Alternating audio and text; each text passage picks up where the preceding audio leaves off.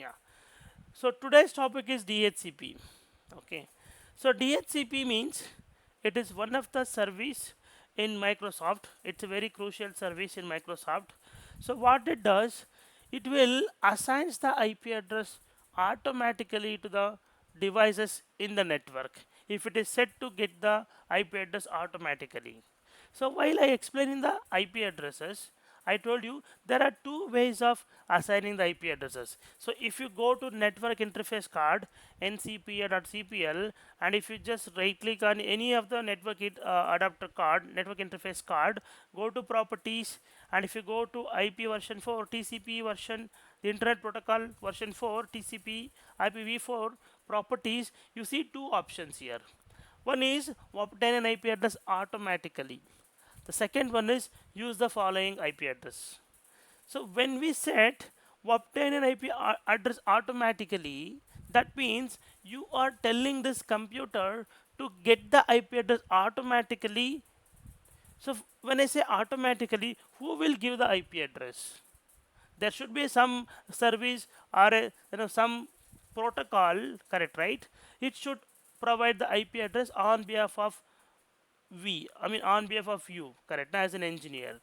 So another one is use the following IP address, that is called static IP address, means you or me will log into the computer and manually entering the IP address.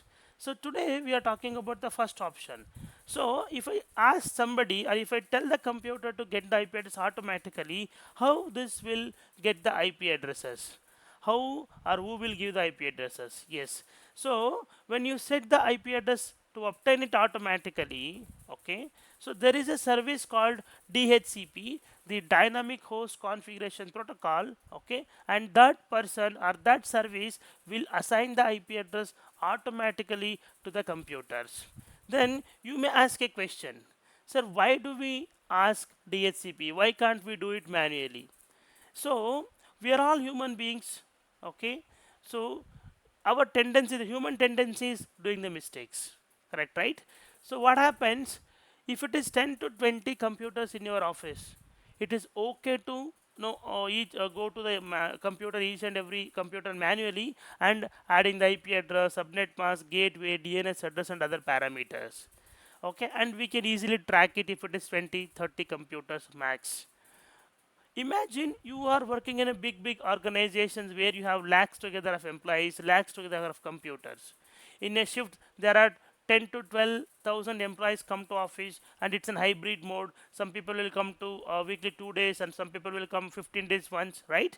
When you have this kind of complex environment, tracking the IP address or providing the IP address to the computers, it is not an easy job. It is always a tedious job because you should track who is using which IP address and who is using when is the lease is getting expired, correct na? And if you want to export an inventory of your IP address, it is not easy when you manually do it. But in case of DHCP, it is not like that. It is DHCP's responsibilities. It should maintain an inventory, okay, which IP address has been given to which computer, and when the IP address has been given, and when the lease will expire. By default, the lease duration will be 8 days, guys. Means when we assign the IP address to the network interface card manually, that is the permanent address. Until and unless somebody logs into the computer, go to the network interface card and remove the IP address, that IP address will always be resided to that computer. But in case of DHCP, it is not like that. So DHCP, when it assigns an IP address, it is not for longer time. It is not permanently. It is only for a specific amount of time, and that specific amount of time we will call it as lease duration. Like you go to the houses, right? Normally we have seen we are taking the houses for leases. So lease means either 2 years or 3 years. Normally it is 3 years, but some people will give it for 2 years, right? What happens when your lease, the term is getting completed, maybe 1 month or 2 months prior to the completion date, you do talk to your owner The tenant will talk to the owner will talk to the tenant, and a leasee. So they will decide, would you like to continue, or would you like, I mean, you want us to no close this lease termination, correct, right? So that is how the negotiation happens, and if you required, you can extend it for another 2 years or 3 years by paying little bit more money, or you can even just renew the existing no agreement, and you can continue. The same fashion goes here also. So when you get the IP address from the dynamic host configuration protocol, so it will be there for minimum 8 days. By default it is 8 days only. Okay, so before I get into that, let us understand the same thing one more time. One is manual assignment we have, another one is dynamic assignment. Manual means you add the IP address manually, that is called as manual assignment. Dynamic means the IP address, the DHCP will assign the IP address on behalf of you. Okay, that is called as dynamic assignment. So when you set the computer to obtain the IP address automatically, so there should be a service, right? The service is the DHCP will assign the IP address. Sometimes, due to some reason, maybe the DHCP server is shut down, but you have told the computer to get the IP address automatically. If that is the case, the computer will try to find out the person called DHCP to ask him the IP addresses. So due to some reason that DHCP server is shut down, it is not in the network, it is shut down. So he is saying trying, he will try for 16 seconds. So once 16 seconds is done, okay, he will think that the DHCP server is no more available. Okay, and he will the operating system will assign an IP address automatically, and that IP address we call it as APIPA. Guys, 1 second. So in the absence of the DHCP server, the operating system will assign an IP address, and that IP address is called as APIPA. So now you know there are three ways of getting the IP assignment. One is we manually logs into the computer, go to the network interface card, and you will manually enter the IP address. That is called as manual assignment. Another one is you can tell to the computer to get the IP address dynamically from the DHCP server. So when we set the computer to get the IP address dynamically, and due to some reasons in that network, if there is no DHCP server is available, then operating system will assign an IP address that is called as APIPA, and that APIPA range is starting with 169. So you need to remember 5 IP address ranges. One is 10.0, another one is 172.16, another one is 192.168, and 127.0.0.1, another one is 169.0.0.0, any number. Okay, these 5 numbers are important, remaining all numbers are public. Okay, so you should keep in mind these 5 ranges. Okay, so now you understand the assignment. Now let us understand the responsibilities of the DHCP. Means what is the actual work of the DHCP, and what are all the things the DHCP can handle. Okay, see, the DHCP is responsible for sending the parameters like IP addresses, subnet mask, default gateway, DNS address, and there are some other DHCP options. Okay, those options can be sent via DHCP server only. You can tell to the DHCP server when somebody is asking for an IP address, you send the IP address starting from this range to this range. You are telling this is your first IP, this is the last IP. In between this first and last IP addresses, you can give the IP addresses whenever somebody comes and asks you. That is called as IP address. And then you will tell the respective subnet mask also. This is the IP address ranges, this is the class of the IP addresses, and this is the subnet mask you have to send. So you are telling the DHCP server send the subnet mask as well, similarly default gateway and DNS address as well. So these are the 4 mandatory things the DHCP will send whenever somebody is asking for the IP addresses. So it will assign this information to the computers. Okay, then how it will send, sir? Then the option called scope is there. Okay, so in the DHCP server we can create an option called scope. The scope means it is an option where you can send the parameters like start IP, ending IP, is there any reservations, exclusions, subnet mask, default gateway, and the DNS address. Means whatever information I was just explained you previously, okay, the scope will have all the information of it, and we will tell if anybody from my Bangalore location, if they are trying to connect to the Wi-Fi, okay, you have to send this particular IP address ranges, and this is the information. Like that, we will create the scope and we will tell to the DHCP server. And then somebody logs in. I mean, somebody is trying to connect on LAN, then there should be a different IP address ranges. So network to network, the range of the IP address and the parameters will get vary. Okay, because each network will have one DHCP scope.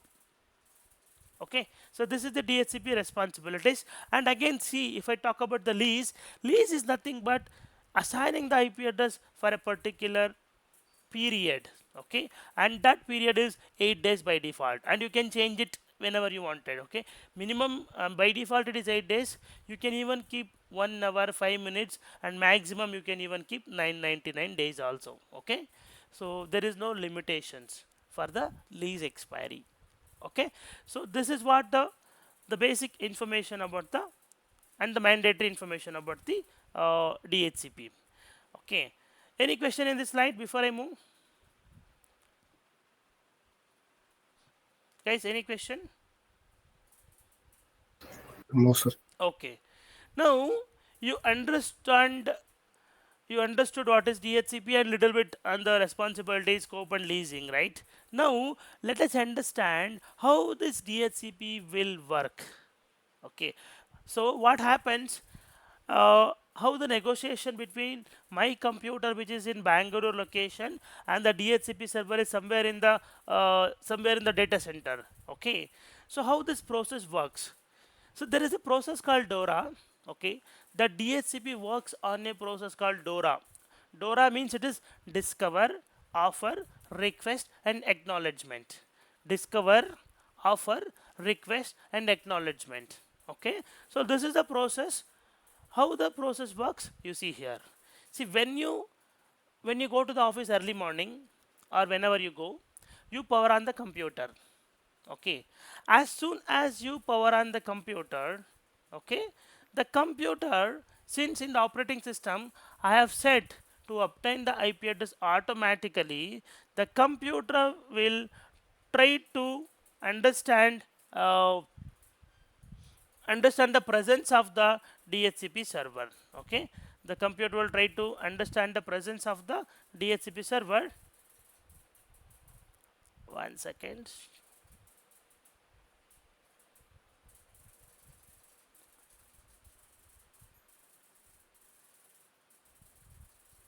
Okay, so as soon as you power on this computer,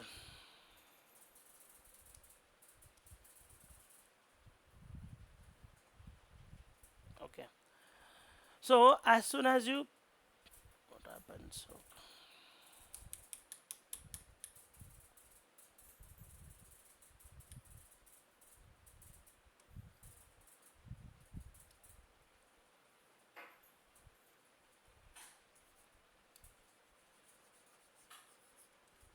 1 second, guys.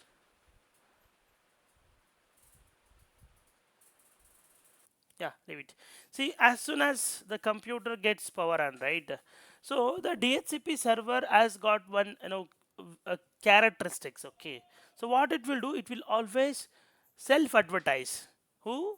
The DHCP server will always do the self-advertisement, stating that I am a DHCP server. I am in this network. I am a DHCP server. I am in this network. Who will tell? The DHCP server will send some broadcast package. So broadcast means, right? Broadcast means the packets will just go all around the way. Okay, so nowadays it is campaign, I mean election campaign time, right? If you just see, the people will come and they will throw the pamphlets, and the pamphlets will be throwing everywhere, right? So that is called as broadcasting. Broadcasting means it is one to many, so one direction to all the direction, one place to all the direction. Okay, that is called as one to many, and that is called as broadcasting. So the DHCP server will send the broadcast message in the network, and the broadcast message will go all around the network. So as soon as the DHCP, I mean the client, when you go to the office and when you turn on the computer, your computer will detect or discover that broadcast packets. Your computer will discover the broadcast packets, and it will understand, yes, there is a DHCP server is present in the network. So with that broadcast packet discover, it will discover the presence of the DHCP server, and it will ask for an IP address. Can you give me an IP address? I am set to get the IP address automatically. Then the DHCP server, okay, he will tell, yes, I have told to give the IP address. See, this is the range of IP address I have. I am offering you the range of IP addresses. Okay, so what he will do, the DHCP server, he is not giving a single IP address. He will just offer all the available IP address to the DHCP client. Then the DHCP client is a very disciplined person. He will not randomly pick up the IP address. He will pick up the first free IP addresses. Say for example, if the range is like 1 to 255, think that already the first 10 IP addresses have been given. 1 to 10 is already assigned to some 10 computers. So, and your computer is the 11th computer which is requesting. Then in the DHCP server, the free available IP address are now from 11 to 255. Then the DHCP client will pick up the 11th IP address. Okay, and then ask the DHCP server, it will request for the DHCP server, I am taking 172.16.10.11 IP address and the parameters. It is requesting, okay, to the DHCP server. Then the DHCP server, yes, okay, fine, no worries. Can you please give me your MAC address, your physical address? Then he will note down the physical address, MAC address, and he will just add in the inventory. Will make a note. Yes, there is a computer called PC01 with the MAC address AABBCCDDEE and with the IP address 192.168.10.11. So this IP address we have given. Like that, it will just make a note of it, and he will acknowledge back, yes, I have given this IP address to you. Like that, he will acknowledge back. This is called as the process DORA: discover, offer, request, acknowledgement. Discover means discovering the DHCP server availability with the help of the DHCP broadcast package. And when the client requests for an IP address after discovering, so he will just offer all the available IP address to the client. Take a photo of it. Okay. Then the client will request for one IP address. Again, he will select one IP address and ask the request.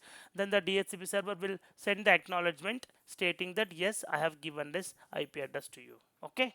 So this is how the DORA process works. Okay. So then you may ask a question, sir, if I want to, okay, you told the DHCP will assign the IP address and that is there for 8 days. What if some computers or some servers or some printers or some VIP user who always need the same IP address? Because normally the firewall filtrations and all will happen based on the IP address. Correct. If the IP address is getting changed, again you need to work with the firewall team to make the no firewall changes, the traffic changes, all these things. So you may decide it to send the same IP address always to the computer. If you want that to happen, then you can do the reservation. So reservation means what? When you're traveling somewhere, you will do the reservations for the seats. Train reservations, flight reservations, bus reservations you do. That means you will definitely have a seat. Whatever the seat is allotted to you when you buy the tickets, that seat is always given to you. Whether you are going or whether you are traveling, if you have paid the money and if you have reserved it, it is there for you. The same fashion goes. Say for example, you have a printer, network printer in your office, and you have configured that printer in every computer available there, and that computer has got an IP address, and using that IP address only you have configured the printer. What if the IP address got changed to the printer? You have to again go to each and every computer and change the IP address, right? So that is headache. To avoid that, what you do, you take the MAC address of the printer, okay, and go to the DHCP server, and you can do the reservation. Means whenever this printer with this MAC address requests for an IP address, you should always send 172.16.1.50. Like that you can do the reservation. So when you do the reservation, the reserved IP address will get excluded from the distribution. So in the DHCP server, you told, right, starting IP address is 1 and ending IP address is 255. As soon as you reserve this 1.50, that 1.50 will be removed from the distribution range. Okay, because you have told to the DHCP server, you have to always send this IP address to this particular printer. Okay, that is called as reservation. And you have exclusion. So when I say the distribution range 1 to 50, that means you are using all the available IP address to the DHCP only. What if you want some IP address for routers, and some IP address for firewalls, some IP address for network switches, and some IP address for servers? Because firewall, switches, routers, and the servers will always have the static IP address. They will never have the DHCP dynamic IP address, because dynamic IP address is only for the client operating system, not for the server operating system or any other networking devices. Because there we do configurations, and that configuration will be there for longer time, lifetime, I could say. Okay, that is why the server IP address will never change. They're always static. So what you have done, out of 1 to 255, you can tell to the DHCP server, exclude the first 20 IP address, like 1.1 to 1.20, don't distribute. Then your DHCP, when it start distributing, it will pick up from 21 to 255. And the 1 to 20 you can do for this static usage. That is why we will do the exclusion. Okay, so this is called as reservation and exclusion. Reservation means the same particular IP address will go to the devices that is defined here. Exclusion means you are removing some range of IP addresses or some number of IP addresses from the distribution. That's all, to use them for the network devices, router, firewall, servers, etc. Okay. Then the DHCP works on port 67 and 68. There are two ports which is very very important. Okay, definitely all the interview this question will be asked. In every interview you go, they will ask what is DHCP, what is DORA process, which port it works. Then they may ask reservation. That is never seen much, but in all the interview, 100% sure they will ask what is DHCP, what is the DORA process, how the DORA process works, and what is the port number. So these three questions definitely they'll ask. So the DHCP uses the UDP protocol. DHCP, it's a UDP protocol. Okay, UDP means it's user datagram protocol. It uses the two ports. One is for client, another one is for server. The server will use 67, client will use 68. So if somebody asks you what is the DHCP port, you can straight away tell 67 for server, 68 for client. Okay, then you talk about the super scope. Already I talked about the scope. Scope means it consists of start IP, end IP, subnet mask, gateway, and the parameters. Super scope means when you club two or more scopes together, and we will call that as super scope. If we are clubbing two or more scopes together, we will call that scope as super scope. I'll show you that when I do the lab of the DHCP. Okay. Any question here? Any question, guys? Fine. Silence is no. Then let us talk about the DHCP database. Okay. See, if you look at here, the DHCP of the database of the DHCP will be stored under C:\Windows system32 DHCP.mdb. MDB means it's Microsoft database file. The extension name .mdb means it's Microsoft database file. Okay, C Windows system32 DHCP. Okay, so that is where the DHCP will be stored. The database will be stored, and DHCP will also have a log. Means what time the IP address has given, who has got the what IP address. That information will be stored in the DHCP server log. You can do this for the use this for the troubleshooting, or while if you want to deep dive, you can do this DHCP server log. Okay, So the DHCP has got one, a very good feature. What it is, it automatically takes the backup every 1 hour. You don't need to configure the DHCP server backup. Okay, so DHCP have a capability of taking the backup of this DHCP.mdb every 1 hour automatically. But what it will do, it will take the backup and it will just keep it in the C drive only, somewhere in the C drive. Okay, but when your DHCP application or server get crashes, when the operating system itself is not booting, you will lose the DHCP backup because the DHCP backup is there in the same server which is getting crashed. Then there is no use of having it backed up. That is why the DHCP, when you configure the backup, you will always keep the backup in some other backup places. You have backup storage or you have some FTP servers. There you can just keep the copy of the DHCP server backup. Okay, and to safeguard the things. Then in the DHCP we have allow and deny. Say for example, a user will be there, he will always go to office, he don't do much work, he will try to use some torrents, trying to download some movies, some softwares, blah blah blah. So ideally in the IT department, in the IT companies, we should never use any malicious software URLs or websites, because that is a security concern. What if some virus comes when you're downloading the torrent or movies? That is the reason you have an option called allow and deny.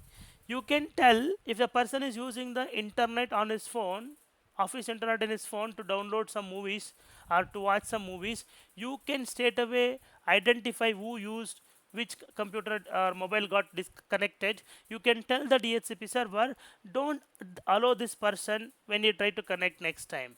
Then your DHCP will read that information. He will have the MAC address. Okay, he will never allow that person to connect to the DHCP itself. That is called as deny.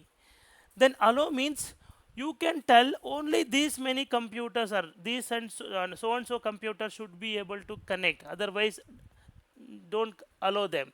So you can tell the DHCP server whom to allow, whom to deny.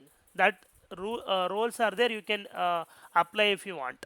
Okay, so if somebody asks you how can you deny a person not to connect to the DHCP server because he always come to office and he will do the malicious activity, he will download the torrents, he will download the software from the unknown URLs or websites. Then you can tell your interviewer there is an option called allow and deny rules in the DHCP. So what we can do, we can deny that particular device using the MAC address of the device. He will be impressed. That is what the answer he expects. Okay. So any question here?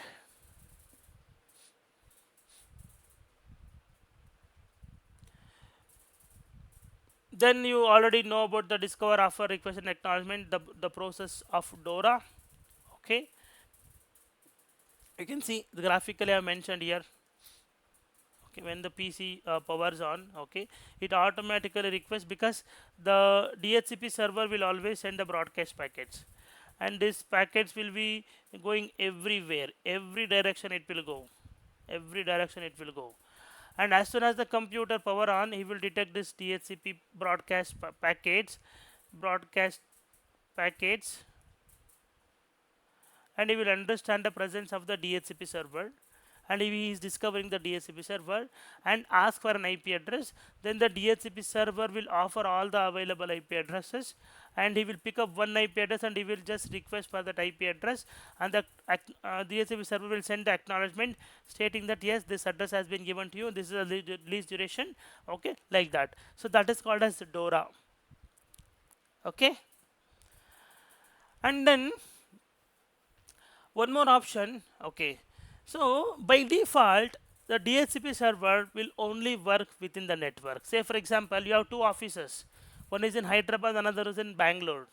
By default, one DHCP server cannot be worked for the different location.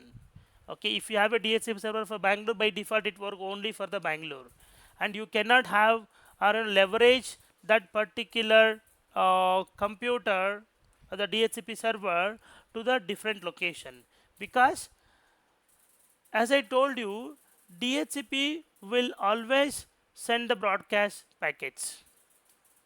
Okay, broadcast means it is one to many. But if you want to communicate different sites, okay, say for example, if you want to communicate, this is Hyderabad, this is Bangalore. So in between, you have a person called router.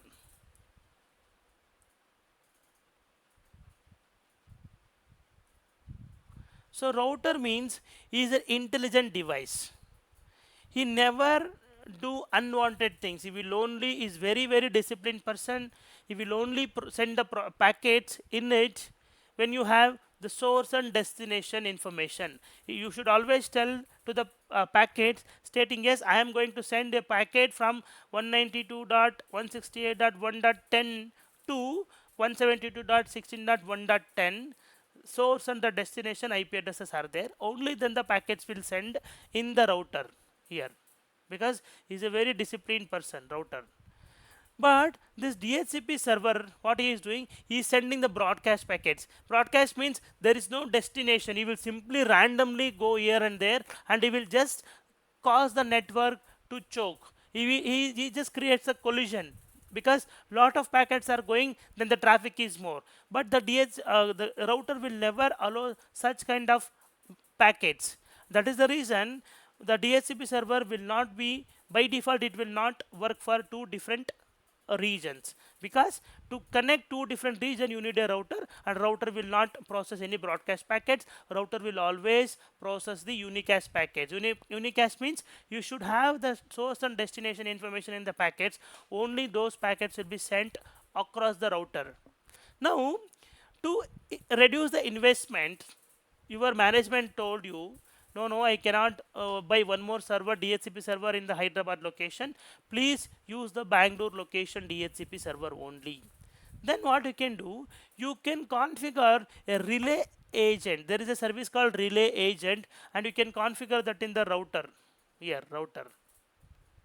When you configure the relay agent, the relay will happen.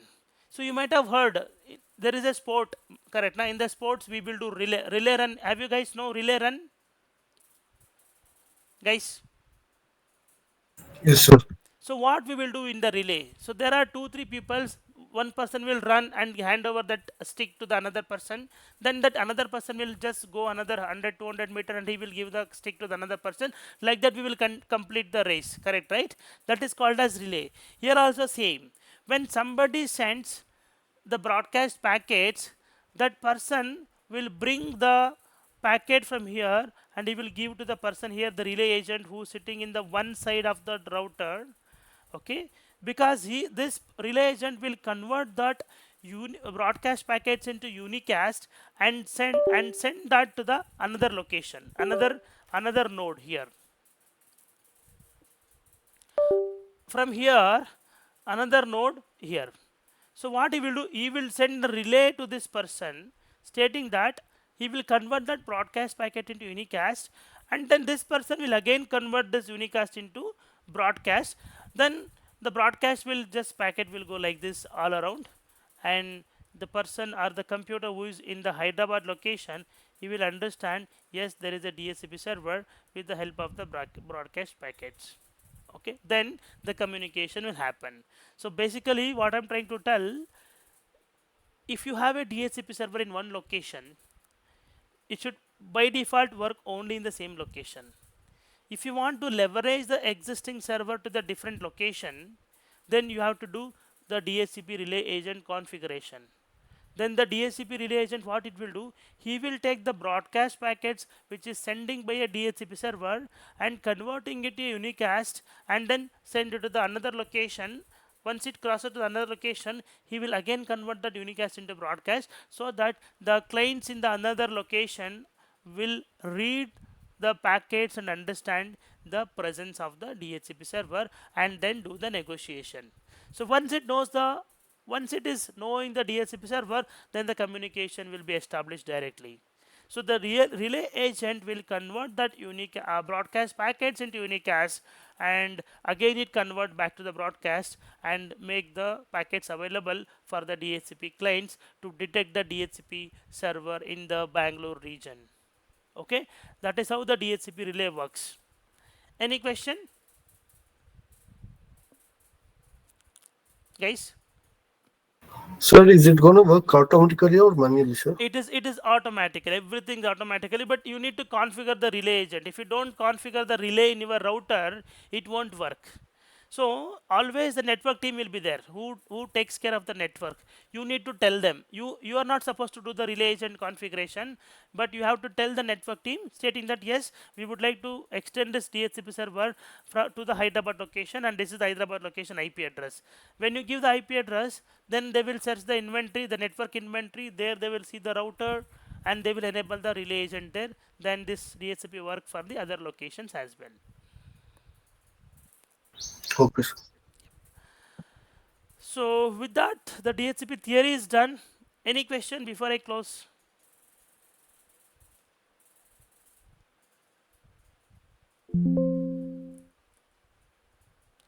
Let me stop the recording.